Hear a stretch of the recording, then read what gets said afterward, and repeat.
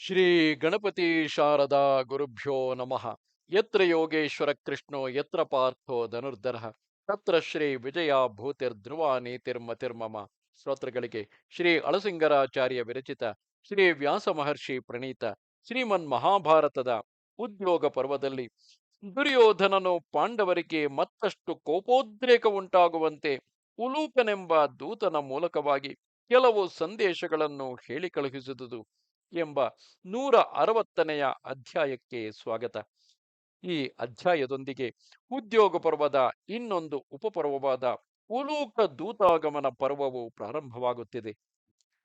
ಓ ಜನಮೇಜಯ ರಾಜ, ಸಂಜಯನು ಧೃತರಾಷ್ಟ್ರನನ್ನು ಕುರಿತು, ಓ ಕೌರವೇಂದ್ರ, ಹಿರಣ್ವತಿ ನದಿಯ ತೀರದಲ್ಲಿ ಪಾಂಡವರು ತಮ್ಮ ಸೇನಾ ನಿವೇಶವನ್ನು ಕಲ್ಪಿಸಿದ ಮೇಲೆ ಕೌರವರು ಅದರಂತೆಯೇ ತಮ್ಮ ಸೇನೆಗಳಿಗೆ ಸ್ಥಳ ವಸತಿಯನ್ನು ಕಲ್ಪಿಸಿದರು. ಅಲ್ಲಿ ದುರ್ಯೋಧನನು ತನ್ನ ಸೈನ್ಯಗಳಿಗೆಲ್ಲ ದೃಢವಾದ ದುರ್ಗಗಳನ್ನು ಕಲ್ಪಿಸಿದನು.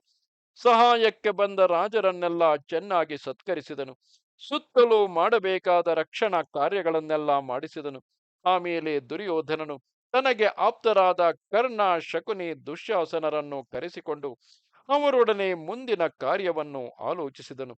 ಮೊದಲು ಕರ್ಣನು, ಆಮೇಲೆ ಶಕುನಿಯು ಹೇಳಿದ ಆಲೋಚನೆಯ ಮೇಲೆ ದ್ಯೂತಕಾರ ಪುತ್ರನಾದ, ಇಲ್ಲಿ ದ್ಯೂತಕಾರನೆಂದರೆ ಬಹುಶಃ ಶಕುನಿ ಇರಬಹುದು, ಆದ್ದರಿಂದ ಶಕುನಿಯ ಪುತ್ರನಾದ ಉಲೂಕನೆಂಬ ದೂತನನ್ನು ಏಕಾಂತವಾಗಿ ಕರೆಸಿಕೊಂಡು ಹೀಗೆಂದು ಹೇಳುವನು. ಉಲೂಕ, ಈಗಲೇ ನೀನು ಪಾಂಡವರು ಸೋಮಕರು ಇರುವ ಶಿಬಿರಕ್ಕೆ ಹೋಗಿ ಕೃಷ್ಣನು ಕೇಳುತ್ತಿರುವ ಹಾಗೆಯೇ ಅವರಿಗೆ ಈ ನನ್ನ ಮಾತನ್ನು ತಿಳಿಸಬೇಕು. ನಾವು ಅನೇಕ ವರ್ಷಗಳಿಂದ ಬಯಸುತ್ತಿದ್ದ ಯುದ್ಧವು ಇದು ಈಗ ಪ್ರಾಪ್ತವಾಗಿದೆ. ಲೋಕ ಭಯಂಕರವಾದ ಈ ಯುದ್ಧದಲ್ಲಿ ನಾವಿಬ್ಬರು ತಲೆ ಎತ್ತಬೇಕಾದ ಕಾಲವು ಬಂದಿತು. ಹಿಂದೆ ನೀವು ಸಂಜಯನ ಮೂಲಕವಾಗಿ ಯಾವ ಯಾವ ಹೆಮ್ಮೆಯ ಮಾತುಗಳನ್ನು ಹೇಳಿ ಕಳುಹಿಸಿದಿರೋ, ನೀನು ನಿನ್ನ ತಮ್ಮಂದಿರು ನಿಮಗೆ ಆ ವಾಸುದೇವನ ಬೆಂಬಲ ಉಂಟೆಂಬ ಗರ್ವದಿಂದ ನಮ್ಮ ಸಭೆಯ ಮುಂದೆ ಹೇಳುವಂತೆ ಯಾವ ಯಾವ ವೀರವಾದಗಳನ್ನು ಹೇಳಿ ಕಳುಹಿಸಿದಿರೋ, ಅವಕ್ಕೆಲ್ಲ ಈಗ ಕಾಲವು ಬಂದೊದಗಿದೆ.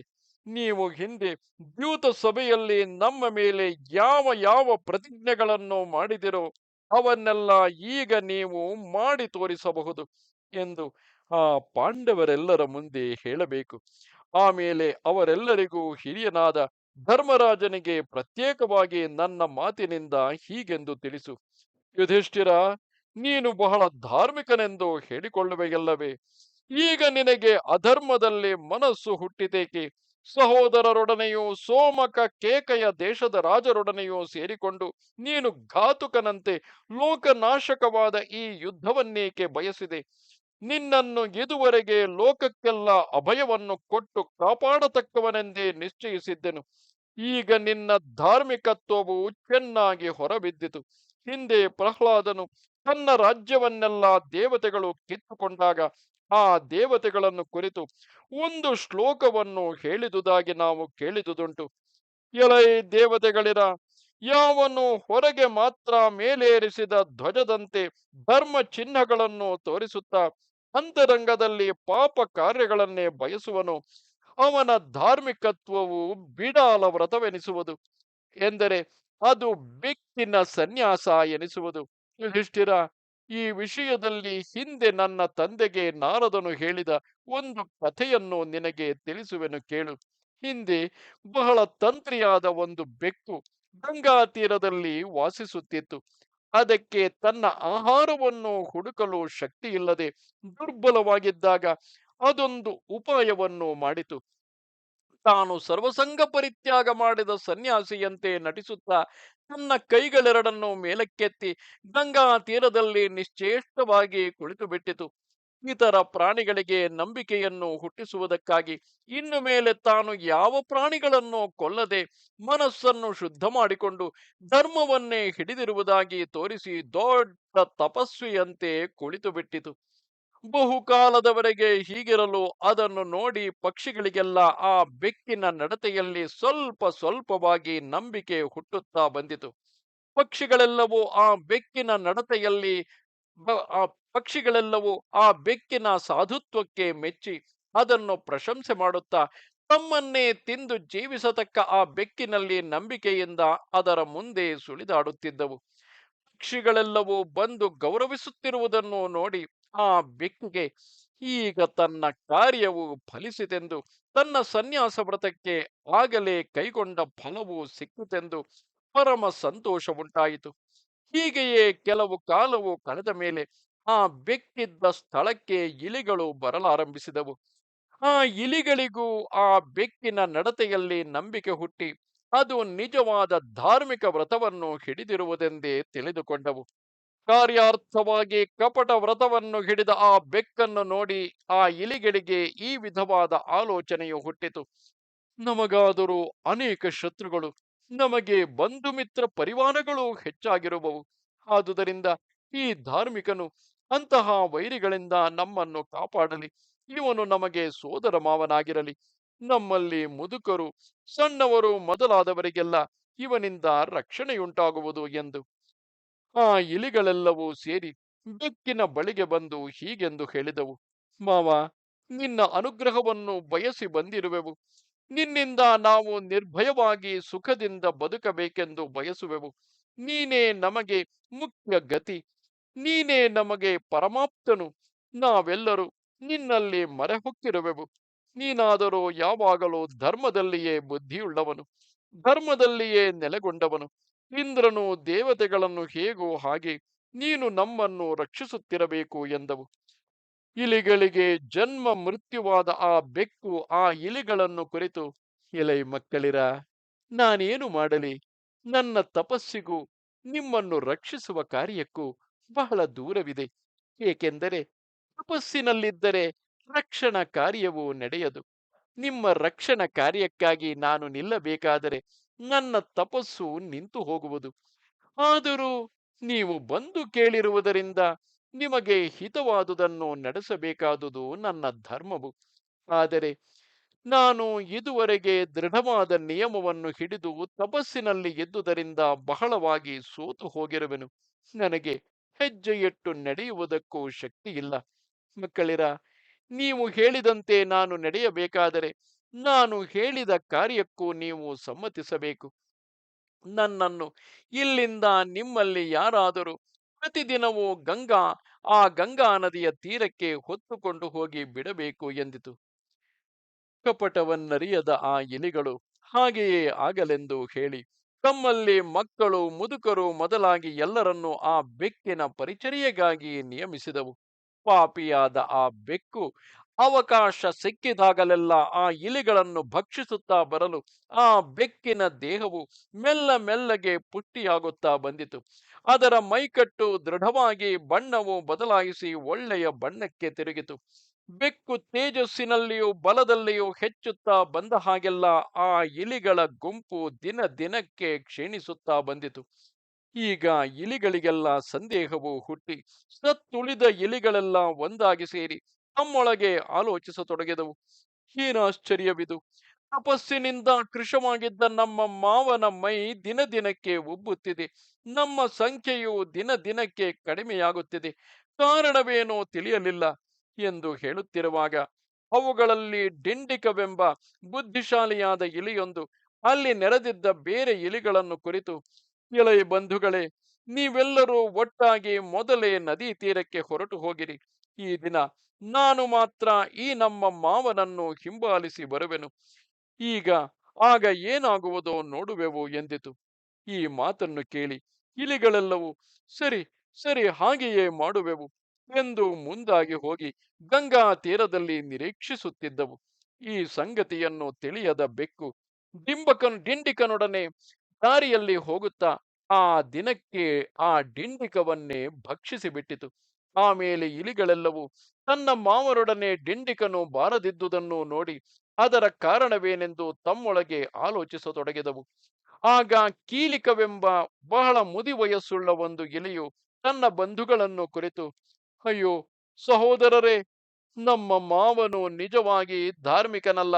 ಅವನು ಕಪಟದಿಂದ ನಮ್ಮನ್ನು ವಂಚಿಸುವುದಕ್ಕಾಗಿಯೇ ಈ ದೀಕ್ಷೆಯನ್ನು ಬಿಟ್ಟಿರುವನು. ಇದಲ್ಲದೆ ಹಣ್ಣುಗಳನ್ನು ತಿಂದು ಜೀವಿಸತಕ್ಕ ಪ್ರಾಣಿಯ ಮಲದಲ್ಲಿ ಕೂದಲಿರುವುದು ಅಸಂಭವವು. ಇವನ ಮಲದಲ್ಲಿ ಇಲಿಗಳ ಕೂದಲಿವೆ. ಇದಲ್ಲದೆ ದಿನ ದಿನಕ್ಕೆ ಇವನ ಮೈ ಬೆಳೆಯುತ್ತಿದೆ, ನಮ್ಮ ಗುಂಪು ಕ್ಷೀಣಿಸುತ್ತಿದೆ. ಮತ್ತು 7-8 ದಿನಗಳಿಂದ, ಅಂದರೆ ಆ ಡಿಂಡಿಕನನ್ನು ನಾವು ಈ ಮಾವರೊಡನೆ ಕಳುಹಿಸಿದ ದಿನದಿಂದ ಅವನ ಸುಳಿವೇ ಕಾಣುವುದಿಲ್ಲ. ಆದುದರಿಂದ ಈ ಬೆಕ್ಕಿನ ಸನ್ಯಾಸವು ಕಪಟ ಸನ್ಯಾಸವೇ ಎಂದಿತು. ಆ ಮಾತುಗಳನ್ನು ಕೇಳಿದೊಡನೆ ಇಲಿಗಳೆಲ್ಲವೂ ಆ ಬೆಕ್ಕಿನ ಸಹವಾಸವನ್ನು ಬಿಟ್ಟು ಓಡಿ ಹೋದವು. ದುಷ್ಟ ಬುದ್ಧಿಯುಳ್ಳ ಆ ಬೆಕ್ಕು ತನ್ನ ದಾರಿಯನ್ನು ಹಿಡಿದು ಹೊರಟು ಹೋಯಿತು. ಓ ಯುಧಿಷ್ಠಿರ, ನೀನು ಅಂತಹ ಬೆಕ್ಕಿನ ಸನ್ಯಾಸವನ್ನೇ ಹಿಡಿದಿರುವೆ. ಓ ದುಷ್ಟಾತ್ಮ, ಬೆಕ್ಕು ಇಲಿಗಳಲ್ಲಿ ನಡೆದಂತೆಯೇ ನೀನು ಜ್ಞಾತಿಗಳಾದ ನಮ್ಮ ವಿಷಯದಲ್ಲಿ ನಡೆಯುತ್ತಿರುವೆ. ನೀನು ಬಾಯಿಂದಾಡುವ ಮಾತುಗಳೇ ಬೇರೆ, ನಿನ್ನ ಕಾರ್ಯವೇ ಬೇರೆಯಾಗಿದೆ. ನಿನ್ನ ವೇದಾಧ್ಯಯನಗಳು, ನಿನ್ನ ಶ್ರಮದಮಗಳು ಕೇವಲ ಲೋಕ ವಂಚನೆಗಾಗಿಯೇ. ಈ ವಂಚನೆಯ ವ್ಯಾಪಾರವನ್ನು ಬಿಟ್ಟು ಬಿಡು. ಸ್ಪಷ್ಟವಾದ ಕ್ಷತ್ರಿಯ ಧರ್ಮವನ್ನೇ ಅವಲಂಬಿಸು. ನೀನು ಧರ್ಮಿಷ್ಠನಾಗಿದ್ದರೆ ನಿನ್ನ ಜಾತಿಗೆ ಯೋಗ್ಯವಾದ ಕರ್ಮಗಳನ್ನು ಮಾಡು. ನಿನ್ನ ಶಸ್ತ್ರ ಬಲದಿಂದ ರಾಜ್ಯವನ್ನು ಸಂಪಾದಿಸಿ ಬ್ರಾಹ್ಮಣರಿಗೆ ಬೇಕಾದಷ್ಟು ದಾನಗಳನ್ನು ಮಾಡು. ನಿನ್ನ ಪಿತೃಗಳನ್ನು ಸಂತೋಷಗೊಳಿಸು. ಈ ಕಪಟ ಪ್ರವರ್ತನೆಯನ್ನು ಬಿಟ್ಟು ಬಿಡು. ಹಲವು ವರ್ಷಗಳಿಂದ ಅನ್ನವಿಲ್ಲದೆ ಕಷ್ಟಪಡುತ್ತಿರುವ ನಿನ್ನ ತಾಯಿಗೆ ಹಿತವನ್ನುಂಟು ಮಾಡು. ನೀನು ತಾಯಿಗೆ ಹಿತನಾಗಿದ್ದ ಪಕ್ಷದಲ್ಲಿ ಅವಳ ಕಣ್ಣೀರನ್ನೊರೆಸು. ಯುದ್ಧದಲ್ಲಿ ಶತ್ರುಗಳನ್ನು ಜಯಿಸಿ ಗೌರವವನ್ನು ಪಡೆ. ಯುಧಿಷ್ಠಿರ, ನೀನು 5 ಗ್ರಾಮಗಳನ್ನಾದರೂ ನಮ್ಮಿಂದ ಕಿತ್ತುಕೊಳ್ಳಬೇಕೆಂದು ಎಷ್ಟೋ ಪ್ರಯತ್ನಪಟ್ಟೆ. ನಾವು ಅದನ್ನು ನಿನಗೆ ಬಿಟ್ಟುಕೊಡಲಿಲ್ಲ. ಏಕೆಂದು ಬಲ್ಲೆಯ? ನಿನಗೆ ಕೋಪವನ್ನು ರೇಗಿಸಿ ನಿಮ್ಮೊಡನೆ ಯುದ್ಧವನ್ನು ಹೂಡಬೇಕೆಂಬುದೇ ನಮ್ಮ ನಿಶ್ಚಯವು. ವಂಚಕನಾದ ವಿದುರನನ್ನು ನಿನಗಾಗಿಯೇ ದೂರ ಮಾಡಿರುವೆವು. ಹೊರಗಿನ ಮನೆಯಲ್ಲಿ ನಿನ್ನನ್ನು ಸುಡುವುದಕ್ಕೂ ನಾವು ಪ್ರಯತ್ನಿಸಿದೆವು. ಅದನ್ನೆಲ್ಲ ನೆನೆಸಿಕೊಂಡಾದರೂ ಈಗ ನೀನು ಪುರುಷನಾಗಿ ಯುದ್ಧಕ್ಕೆ ನಿಲ್ಲು. ನೀನು ಕೃಷ್ಣನ ಮೂಲಕವಾಗಿ ಹೇಳಿ ಕಳುಹಿಸಿದ ಸಂದೇಶಗಳಲ್ಲಿ ನಾವು ಯುದ್ಧಕ್ಕಾದರೂ ಸಿದ್ಧರಾಗಿರುವೆವು, ಸಮಾಧಾನಕ್ಕಾದರೂ ಸಿದ್ಧರಾಗಿರುವೆವು ಎಂದು ಹೇಳಿದೆಯಲ್ಲವೇ? ಆ ಯುದ್ಧ ಕಾಲವು ಈಗ ಒದಗಿದೆ. ನಾವು ಎಷ್ಟರವರೆಗೆ ಮಾಡಿದುದು ಆ ಯುದ್ಧಕ್ಕಾಗಿಯೇ. ಕ್ಷತ್ರಿಯನಾಗಿ ಹುಟ್ಟಿದ ಮೇಲೆ ಯುದ್ಧಕ್ಕಿಂತಲೂ ಅವನಿಗೆ ಬೇರೆ ಗೌರವಾಸ್ಪದವಾದ ಲಾಭವೇನಿದೆ? ಇದಕ್ಕಾಗಿ ನೀನು ಕ್ಷತ್ರಿಯ ಕುಲದವನೆಂದು ಹೆಸರುಗೊಂಡವನು. ಕೃಪನಿಂದಲೂ ದ್ರೋಣನಿಂದಲೂ ಅಸ್ತ್ರಗಳನ್ನು ಪಡೆದವನು. ಮತ್ತು ನೀನು ಆ ಕೃಷ್ಣನ ಸಹಾಯವನ್ನು ಹೊಂದಿರುವೆ. ಯುಧಿಷ್ಠಿರ, ಆ ಕೃಷ್ಣನನ್ನೇನೋ ನೀನು ಬಹಳ ದೊಡ್ಡದಾಗಿ ತಿಳಿದಿರುವಂತಿದೆ. ಅವನು ನಮ್ಮಂತೆ ಮನುಷ್ಯನಾಗಿಯೇ ಹುಟ್ಟಿದವನು. ಅವನು ನಮ್ಮಂತೆಯೇ ಸಮಾನ ಬಲವುಳ್ಳವನು ಎಂದು ಹೇಳು. ಹುಲುಕ, ಪಾಂಡವರ ಮುಂದೆ ಕೃಷ್ಣನಿಗೂ ಕೂಡ ಹೀಗೆಂದು ಹೇಳು. ವಾಸುದೇವ, ನಿನ್ನ ಮತ್ತು ಪಾಂಡವರ ಇಬ್ಬರ ಪ್ರಯೋಜನಕ್ಕಾಗಿಯೂ ನೀನು ನಿನ್ನಿಂದಾದಷ್ಟು ಪ್ರಯತ್ನದಿಂದ ಯುದ್ಧವನ್ನು ಹೂಡು. ಹಿಂದೆ ನಮ್ಮ ಸಭಾಮಧ್ಯದಲ್ಲಿ ನಿನ್ನ ಮಾಯೆಯಿಂದ ಯಾವ ಭಯಂಕರ ರೂಪವನ್ನು ತೋರಿಸಿದೆಯೋ ಆ ರೂಪವನ್ನು ಮತ್ತೊಮ್ಮೆ ತೋರಿಸುತ್ತಾ ಅರ್ಜುನನೊಡಗೂಡಿ ನನ್ನನ್ನು ಎದುರಿಸು. ಆದರೆ ಕೃಷ್ಣ, ಯುದ್ಧದಲ್ಲಿ ಶಸ್ತ್ರಧಾರಿಯಾಗಿ ಬಂದು ನಿಂತವನ ಮುಂದೆ ಇಂತಹ ಇಂದ್ರಜಾಲವು, ಕಪಟಗಳು ಇದಿರಾಳಿಗೆ ಭಯವನ್ನು ಹುಟ್ಟಿಸಲಾರವು. ಇವು ವೀರರಿಗೆ ಮತ್ತಷ್ಟು ಕೋಪವನ್ನೇ ಹುಟ್ಟಿಸುವವು. ನಮ್ಮಲ್ಲಿಯಾದರೂ ಮಾಯೆಗೇನು ಕಡಿಮೆ ಇಲ್ಲವೆಂದು ತಿಳಿ. ನಾವು ಎಷ್ಟೋ ಆಟವನ್ನು ಆಡಬಲ್ಲೆವು, ಸ್ವರ್ಗಕ್ಕೂ ಏರಬಲ್ಲೆವು, ಆಕಾಶಕ್ಕೆ ಹಾರಬಲ್ಲೆವು, ಪಾತಾಳವನ್ನು ಪ್ರವೇಶಿಸುವೆವು, ಇಂದ್ರನ ನಗರವನ್ನಾದರೂ ಹೋಗುವೆವು. ನಾವು ನಮ್ಮ ಶರೀರದಲ್ಲಿ ಅನೇಕ ರೂಪಗಳನ್ನು ತೋರಿಸಬಲ್ಲೆವು. ಆದರೆ ನಾವು ಇಂತಹ ಕುಹಕ ಉಪಾಯಗಳಿಗೆಲ್ಲ ಹೋಗುವವರಲ್ಲ. ಅಂತಹ ಬರೀ ವಿಭೀಷಿಕೆಗಳಿಂದ ನಮಗೂ ಫಲಸಿದ್ಧಿಯಿಲ್ಲ. ಇದಿರಾಳಿಯು ಭಯಪಡುವ ಹಾಗಿಲ್ಲ. ಬುದ್ಧಿಶಾಲಿಯಾದವನು ತನ್ನ ಬುದ್ಧಿಯಿಂದಲೇ ಸಮಸ್ತ ಪ್ರಾಣಿಗಳನ್ನು ವಶಗೊಳಿಸುವನು. ಇಂತಹ ಇಂದ್ರಜಾಲಗಳನ್ನೇನು ಉಪಯೋಗಿಸುವುದಿಲ್ಲ. ಕೃಷ್ಣ, ನೀನು ಆಗ ಸಭೆಯಲ್ಲಿ ಧೃತರಾಷ್ಟ್ರ ಪುತ್ರರನ್ನೆಲ್ಲ ನಾನು ಕೊಲ್ಲಿಸಿ ಈ ರಾಜ್ಯವನ್ನು ಪಾಂಡವರಿಗೆ ಕೊಡಿಸುವುದಾಗಿ ಹೇಳಿದೆಯಲ್ಲವೇ? ಇದಲ್ಲದೆ ನೀನು ಹೇಳಿದುದಾಗಿ ಸಂಜಯನೂ ಕೂಡ ನಮಗೆ ಬಂದು ಹೇಳಿರುವನು. ಅದನ್ನು ಮತ್ತೊಮ್ಮೆ ನಿನಗೆ ಜ್ಞಾಪಿಸುವೆನು. ನನ್ನ ಸಹಾಯವುಳ್ಳ ಅರ್ಜುನನೊಡನೆ ನೀವು ವೈರವನ್ನು ಕಟ್ಟಿಕೊಂಡಿರುವಿರಿ. ಇದರಿಂದಾಗುವ ಪರಿಣಾಮವನ್ನು ಯೋಚಿಸಿರಿ ಎಂದು ಹೇಳಿ ಕಳುಹಿಸಿದೆಯಲ್ಲವೇ? ಸರಿ, ಹಾಗೆಯೇ ಆಗಲಿ. ಆ ನಿನ್ನ ಪ್ರತಿಜ್ಞೆಯನ್ನು ನಿಜವಾಗಿಸು. ಪಾಂಡವರಿಗಾಗಿ ನಿನ್ನ ಪರಾಕ್ರಮವನ್ನು ತೋರಿಸಿ ಈಗಿನ ಯುದ್ಧದಲ್ಲಿ ನಿನ್ನಿಂದಾದಷ್ಟು ಪ್ರಯತ್ನ ಮಾಡು. ಗಂಡಸಾಗಿ ಬಂದು ನಿಲ್ಲು, ನೋಡುವೆವು.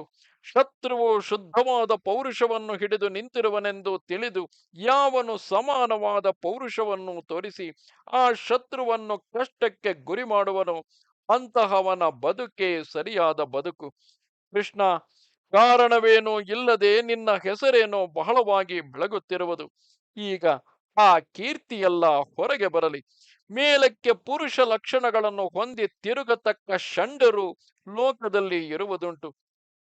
ಅದು ಈಗ ನಿನ್ನ ವಿಷಯದಲ್ಲಿ ನಿಜವಾಗಿ ತೋರುತ್ತಿದೆ. ನೀನು ಕಂಸರಾಜನ ಕೈಯೊಳಗಿನ ಭೃತ್ಯನು, ನನ್ನಂತೆ ರಾಜನೆನಿಸಿಕೊಂಡವನು. ನಿನ್ನೊಡನೆ ಸರಿಗಟ್ಟಿಕೊಂಡು ಹೋಗುವುದೇ ಯುಕ್ತವಲ್ಲ ಎಂದು ಕೃಷ್ಣನಿಗೆ ನಾನು ಹೇಳಿದುದಾಗಿ ಹೇಳು.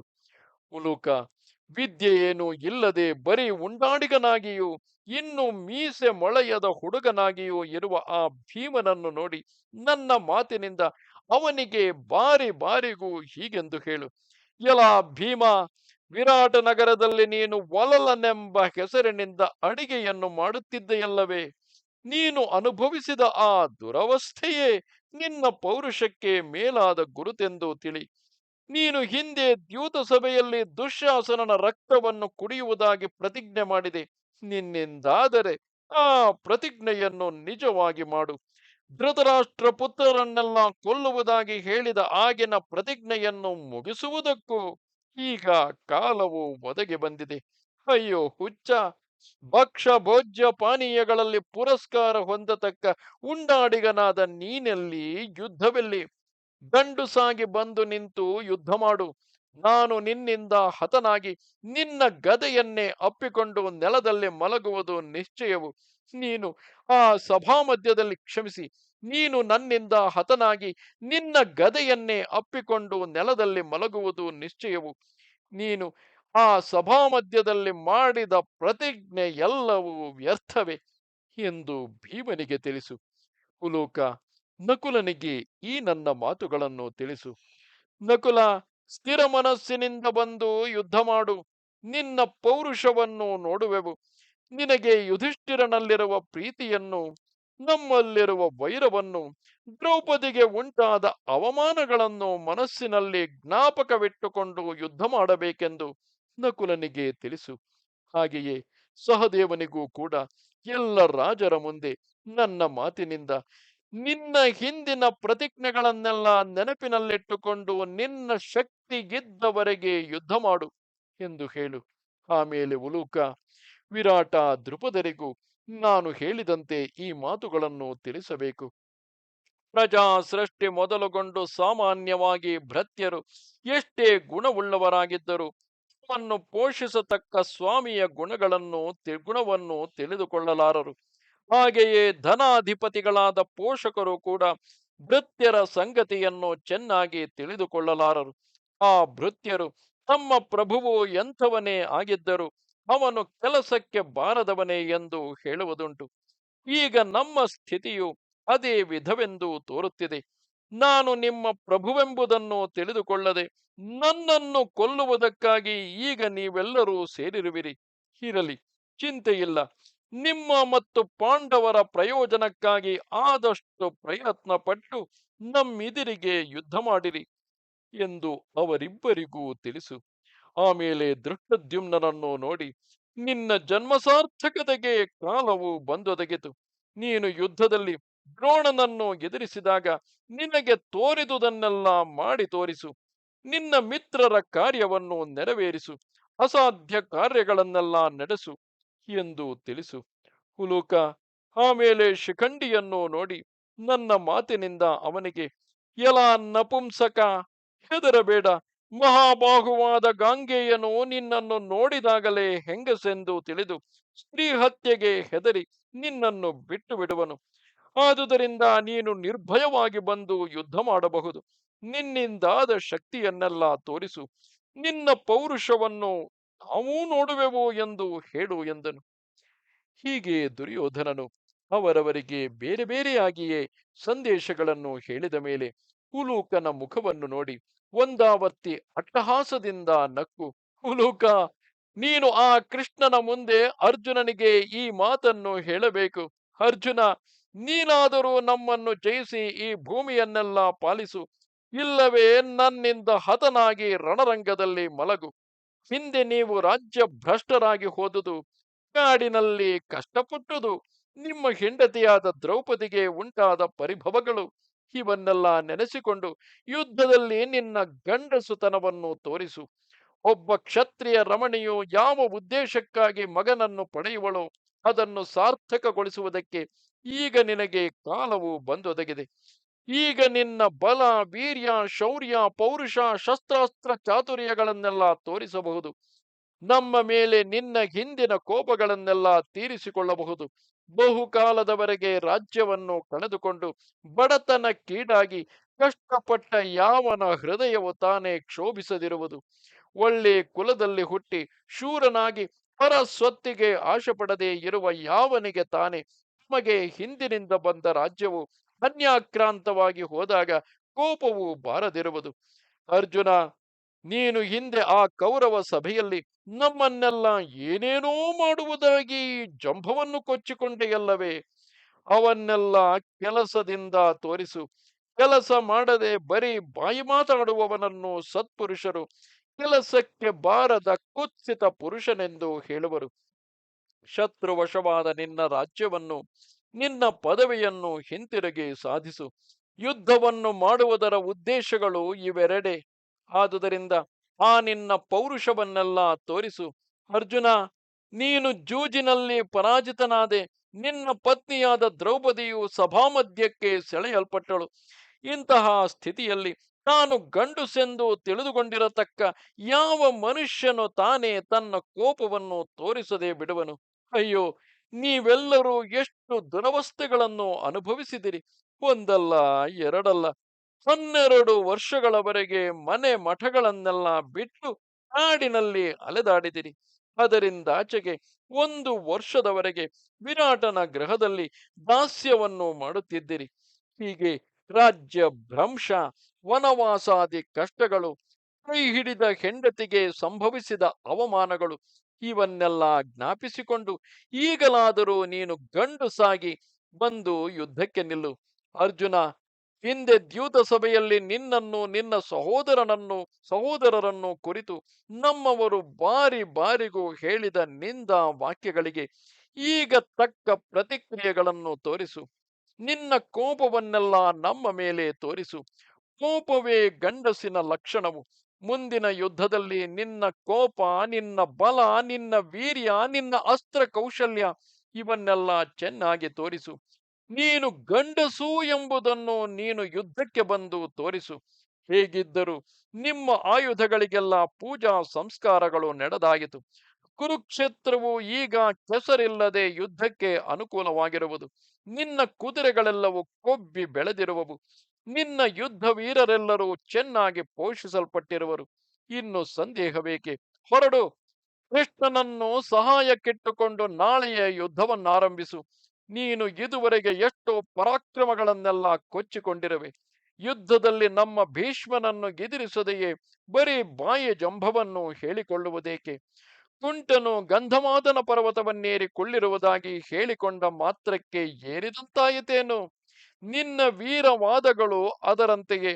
ಬಾಯಿಂದ ಆಡದೆ ಕಾರ್ಯತಃ ನಿನ್ನ ಶಕ್ತಿಯನ್ನು ತೋರಿಸಿ ನೀನು ಒಬ್ಬ ಗಂಡಸಾಗು. ನಮ್ಮ ಕಡೆಯ ವೀರರನ್ನು ನೀನು ಕಾಣೆ. ಎಂಥವರಿಗೂ ದುರ್ಜಯನಾದ ಕರ್ಣನು, ಬಲಾಢ್ಯರಲ್ಲಿ ಮೇಲೆನಿಸಿದ ಶಲ್ಯನು, ಯುದ್ಧದಲ್ಲಿ ಇಂದ್ರ ಸಮಾನನಾದ ದ್ರೋಣನು, ಇಂಥವರಲ್ಲಿ ಯಾರನ್ನೂ ಜಯಿಸದೆ ನೀನು ಹೇಗೆ ತಾನೇ ರಾಜ್ಯಕ್ಕೆ ಆಶೆ ಪಡುವೆ? ಬ್ರಹ್ಮವೇದ, ಧನುರ್ವೇದಗಳೆರಡರಲ್ಲಿಯೂ ಪಾರಂಗತನಾಗಿ ಈ 2 ವೇದಗಳಲ್ಲಿಯೂ ಆಚಾರ್ಯನೆನಿಸಿಕೊಂಡು ಯುದ್ಧದಲ್ಲಿ ಎಂಥವರಿಗೂ ದುರ್ಜಯನಾಗಿ ಮಹಾ ತೇಜಸ್ವಿ ಎನಿಸಿಕೊಂಡ ಆ ದ್ರೋಣನನ್ನು ಜಯಿಸುವುದಕ್ಕೆ ನೀನು ವ್ರಥ ಆಶೆ ಪಡುವೆ. ಆ ಕಾರ್ಯವು ನಿನ್ನಿಂದಾಗದು. ಮೇರು ಪರ್ವತವು ಗಾಳಿಗೆ ಕದಲಿದುದನ್ನು ಯಾರಾದರೂ ಎಂದಾದರೂ ಕೇಳಿರುವರೇ? ಅರ್ಜುನ, ನೀನು ನಮ್ಮ ಮುಂದೆ ಹೇಳಿದ ಹಾಗೆಲ್ಲ ಮಾಡುವುದು ನಿಜವಾದರೆ ಆಗ ನಡೆಯಬಾರದುದೆಲ್ಲ ನಡೆಯುವುದು. ಗಾಳಿಯು ಮೇರು ಪರ್ವತವನ್ನೇ ಹಾರಿಸಿಕೊಂಡು ಹೋಗುವುದು. ಆಕಾಶವೇ ಭೂಮಿಗೆ ಬೀಳುವುದು. ಯುಗಗಳೇ ಮಾರ್ಪಡುವವು. ಶತ್ರು ಸಂಹಾರಕನಾದ ಆ ದ್ರೋಣನಿಗೆ ಯುದ್ಧದಲ್ಲಿ ಇದಿರಾದ ಮೇಲೆ ಪಾರ್ಥನಾಗಲಿ ಇನ್ನೊಬ್ಬನಾಗಲಿ ಕ್ಷೇಮದಿಂದ ಹಿಂದಿರುಗಿ ಮನೆಗೆ ಹೋಗುವುದೆಂದರೇನು? ಆ ದ್ರೋಣ ಭೀಷ್ಮರಿಬ್ಬರು ಒಬ್ಬನನ್ನು ಕೊಲ್ಲಬೇಕೆಂದು ಮನಸ್ಸಿನಲ್ಲಿ ಸಂಕಲ್ಪಿಸಿ ತಮ್ಮ ಭಯಂಕರ ಬಾಣಗಳನ್ನು ಬಿಟ್ಟ ಮೇಲೆ ಯಾವನು ತಾನೇ ಯುದ್ಧರಂಗದಿಂದ ಬದುಕಿ ಹೋಗುವನು?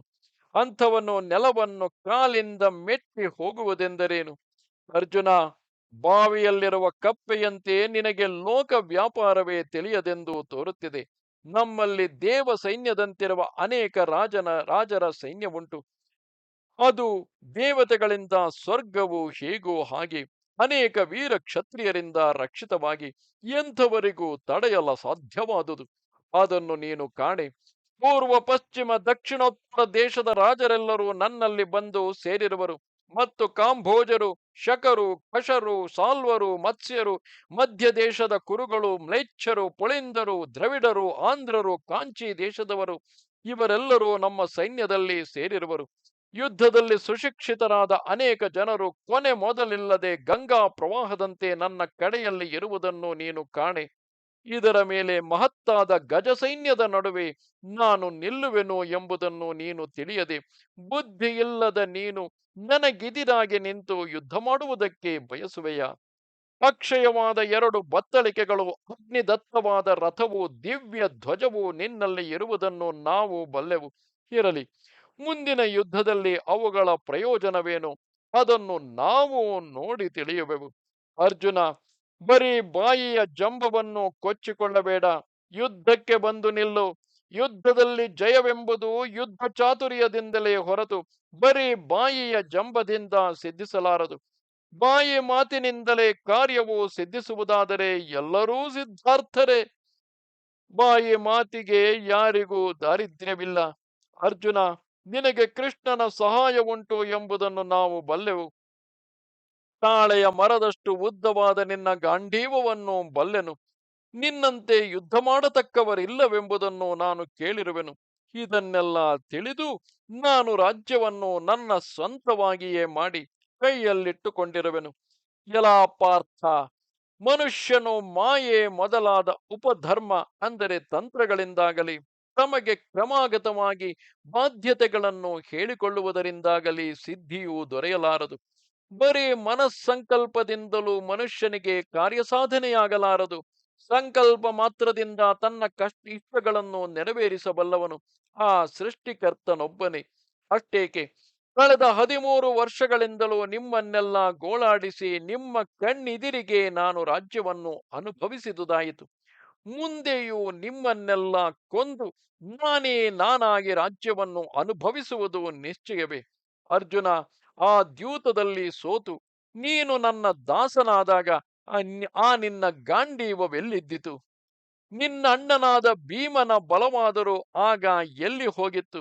ಪಾಪ, ನಿರ್ದುಷ್ಟಳಾದ ನಿನ್ನ ಹೆಂಡತಿಯಿಂದ ನಿಮ್ಮೆಲ್ಲರಿಗೂ ಆಗ ದಾಸ್ಯದಿಂದ ಬಿಡುಗಡೆಯಾಯಿತೇ ಹೊರತು ಗದಾಧಾರಿಯಾದ ಭೀಮನಿಂದಾಗಲಿ ಗಾಂಧೀವಧಾರಿಯಾದ ಅರ್ಜುನನಿಂದಾಗಲಿ ಅಂದರೆ ನಿನ್ನಿಂದಾಗಲಿ ನಿಮಗೆ ದಾಸ್ಯ ವಿಮೋಚನವಾಗಲಿಲ್ಲ. ಮನುಷ್ಯರು ಅನುಭವಿಸಬಾರದ ದಾಸ್ಯದಲ್ಲಿ ಸಿಕ್ಕಿಬಿದ್ದ ನಿಮ್ಮನ್ನು ಆಗ ಆ ಪಾಂಚಾಲ ಪುತ್ರಿಯಲ್ಲವೇ ಬಿಡಿಸಿ ಕಾಪಾಡಿದಳು. ಹಿಂದೆ ನಾನು ನಿಮ್ಮನ್ನು ಕೇವಲ ಷಂಡರೆಂದು ಹೇಳಿದುದು ಸತ್ಯವೇ ಆಯಿತು. ಅರ್ಜುನ, ನೀನು ವಿರಾಟ ನಗರದಲ್ಲಿ ಅಂತಹ ಷಂಡವೇಷದಿಂದಲೇ ಹುಡುಗಿಯರನ್ನು ಕುಣಿದಾಡಿಸುತ್ತಿದ್ದೆಯಲ್ಲವೇ? ಪಾರ್ಥ, ನಾನು ಕೃಷ್ಣನ ಅಥವಾ ನಿನ್ನ ಭಯಕ್ಕಾಗಿ ರಾಜ್ಯವನ್ನು ಕೊಟ್ಟು ಬಿಡುವೆನೆಂದು ಎಂದಿಗೂ ತಿಳಿಯಬೇಡ. ನೀನು ಕೃಷ್ಣ ಸಹಿತನಾಗಿ ಬಂದು ಯುದ್ಧಕ್ಕೆ ನಿಲ್ಲು. ಯುದ್ಧದಲ್ಲಿ ಶಸ್ತ್ರಧಾರಿಯಾಗಿ ಬಂದು ನಿಂತವನನ್ನು ನಿಮ್ಮ ಇಂದ್ರಜಾಲವಾಗಲಿ ಮಾಯೆಯಾಗಲಿ ಬರೀ ಗುಟ್ಟು ಬೆದರಿಕೆಗಳಾಗಲಿ ಹೆದರಿಸಲಾರವು. 1000 ಮಂದಿ ವಾಸುದೇವರಿರಲಿ, 100 ಮಂದಿ ಫಲ್ಗುಣರಿರಲಿ, ನನ್ನೆದುರಿಗೆ ಯುದ್ಧಕ್ಕೆ ನಿಂತ ಮೇಲೆ ಭಯಪಟ್ಟು ದಿಕ್ಕಿಗೆ ಪಲಾಯನ ಮಾಡಬೇಕೆಂಬುದೇ ನಿಶ್ಚಯವು. ಎಲ್ಲಿಯೂ ನಿರರ್ಥಕವಾಗದ ನನ್ನ ಆಯುಧಗಳ ಮುಂದೆ ಯಾರೂ ನಿಲ್ಲಲಾರರು. ಅರ್ಜುನ, ಭೀಷ್ಮನಿಗೆ ಎದಿರಾಗಿ ಯುದ್ಧಕ್ಕಾದರೂ ಬಂದು ನಿಲ್ಲು, ಬೆಟ್ಟಕ್ಕಾದರೂ ಮುಟ್ಟಿ ತಲೆಯನ್ನೊಡೆದುಕೋ, ಅಗಾಧವಾದ ಸಮುದ್ರವನ್ನು ನಿನ್ನ ತೋಳುಗಳಿಂದಲೇ ದಾಟುವುದಕ್ಕೆ ಯತ್ನಿಸು. ಅರ್ಜುನ, ನನ್ನ ಸೈನ್ಯವೆಂಥದೆಂಬುದನ್ನು ಬಲ್ಲೆಯ? ಅದೊಂದು ಮಹಾ ಸಮುದ್ರವು, ಅದರಲ್ಲಿ ಕೃಪನೆ ಮಹಾ ಮತ್ಸ್ಯವು, ವಿವಿಂಶತಿಯೇ ಮಹಾ ಸರ್ಪವು, ನನ್ನ ದೊಡ್ಡ ಸೈನ್ಯವೇ ಅದರ ಏರಿಳಿತಗಳು, ಸೋಮದತ್ತ ಕುಮಾರನೇ ತಿಮಿಂಗಲವು, ಭೀಷ್ಮನೇ ಅಲೆಯ ವೇಗವು, ದ್ರೋಣನೇ ಮೊಸಳೆ, ಕರ್ಣ ಶಲ್ಯರೇ ಸುಳಿಗಳು, ಕಾಂಭೋಜರೇ ಬಡಭಾಗ್ನಿ, ದುಶ್ಯಾಸನನೇ ಪ್ರವಾಹವು, ಬೃಹದ್ಬಲನೆ ಅದರ ಅಲೆ, ಶಲ ಶಲ್ಯರೇ ಮತ್ಸ್ಯಗಳು, ಸುಷೇಣನ ವಿಚಿತ್ರ ಆಯುಧಗಳೇ ನೀರಾನೆ ಮತ್ತು ನೀರು ಮೊಸಳೆಗಳು, ಜಯದ್ರಥನೇ ಪರ್ವತವು, ಪುರುಮಿತ್ರನೇ ದೊಡ್ಡ ಮಡು, ದುರ್ಮರ್ಶನನೇ ನೀರು, ನಕುಲಿ ಶಕುನಿಯೇ ಜಲಪಾತವು, ಮತ್ತು ಶಸ್ತ್ರ ಪ್ರವಾಹಗಳಿಂದ ಅಕ್ಷಯವಾಗಿ ಮೇಲೆ ಮೇಲೆ ಅಭಿವೃದ್ಧಿಯಾಗುತ್ತಿರುವ ನನ್ನ ಸೈನ್ಯವೆಂಬ ಆ ಮಹಾಸಮುದ್ರವನ್ನು ಪ್ರವೇಶಿಸಿದ ಮೇಲೆ ನೀನು ನಿನ್ನ ಸಮಸ್ತ ಬಂಧು ಮಿತ್ರರೊಡನೆ ಅದರಲ್ಲಿ ಮುಳುಗಿ ಸಾಯಬೇಕಾದುದೇ ನಿಶ್ಚಯವು. ಆ ಸ್ಥಿತಿಯಲ್ಲಿ ಈಗಿನ ನಿನ್ನ ಹೆಮ್ಮೆಗಾಗಿ ನೀನೇ ಪಶ್ಚಾತ್ತಾಪ ಪಡುವೆ. ತನ್ನ ದೋಷದಿಂದ ಸ್ವರ್ಗಭ್ರಷ್ಟನಾದವನು ಹೇಗೋ ಹಾಗೆ ಆಗ ನಿನಗೆ ರಾಜ್ಯವನ್ನಾಳುವ ಆಶೆಯು ತಾನಾಗಿ ಬಿಟ್ಟು ಹೋಗುವುದು. ಅರ್ಜುನ, ಮನಸ್ಸಿನಲ್ಲಿ ಆಶೆಯನ್ನು ಬಿಟ್ಟು ಬಿಟ್ಟು ಶಾಂತನಾಗು. ತಪಸ್ಸು ಮಾಡದವನು ಸ್ವರ್ಗ ಸುಖಕ್ಕೆ ಆಶೆ ಪಟ್ಟರೆ ಫಲವೇನು? ಹಾಗೆಯೇ ನಿನಗೆ ರಾಜ್ಯ ಲಭಿಸುವುದೆಂಬ ಮಾತು ಸುಳ್ಳು ಎಂದನು. ಇದು 160ನೆಯ ಅಧ್ಯಾಯವು. ನಮಸ್ತೆ ಶಾರದೆ ದೇವಿ, ಕಾಶ್ಮೀರ ಪುರವಾಸಿನಿ, ತ್ವಾಮಹಂ ಪ್ರಾರ್ಥೆಯೇ ನಿತ್ಯಂ, ವಿದ್ಯಾದಾನಂಚ ದೇಹಿಮೆ. ನಮಸ್ಕಾರ.